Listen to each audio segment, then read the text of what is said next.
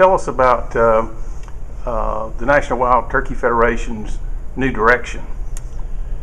Yeah, the NWTF does have a new direction. We're just finishing up our 40th anniversary celebration here at our annual convention.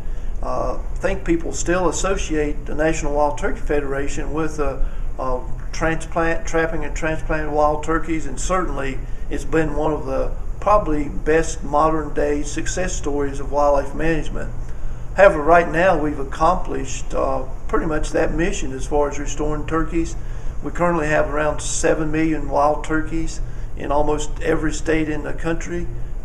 Really about 99.5% of the range has been occupied. So we're looking for a new vision, a new direction. We're still very interested in the wild turkeys, and our goal continue to keep that as our main focus and in our mission statement. But we've just introduced a new initiative here at the convention called Save the Habitat, Save the Hunt. And that includes even a broader mission, not the fact we haven't already been doing lots of things, a lot of projects all over the country for many different kinds of species. And certainly the Bobwhite quail is one of those that we're interested in. And I've already been doing a lot of work with. A lot of our habitat projects across the country have benefited quail, in some instances probably more than wild turkeys. But we need a new vision. We've just introduced our new campaign, as I've said, Save the Habitat, Save the Hunt. And we feel like there's a real need to continue toward our habitat work with wild turkeys, but also benefiting many other species.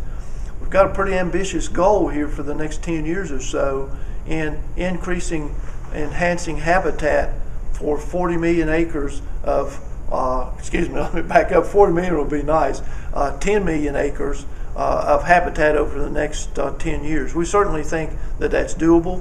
And also, as far as the number of hunters, we want to increase the number of hunters by 1.5 million over the next 10 years. We're going to do this through a variety of ways. We're working with organizations like the National Bobwhite Conservation Initiative. As I said, we've always been interested in bobwhite quail, even more now than ever because of its expanded mission. We'll be looking at different areas where we have a focus both on turkeys and on quail as well as other species. Talk a little bit about how quail habitat and turkey habitat overlap in some cases.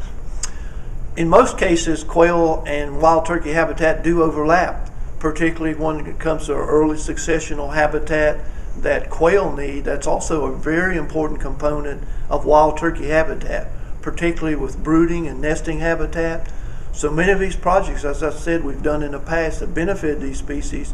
We're interested now even more in looking at the overlap on areas that will be determined as focal areas or focal regions where we have a variety of interests available.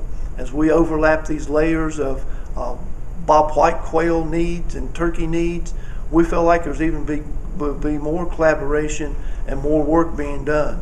But again, this overlap benefits both, particularly with the prescribed burning that we have a need in the southeast, along with the thinning in establishing early successional habitat.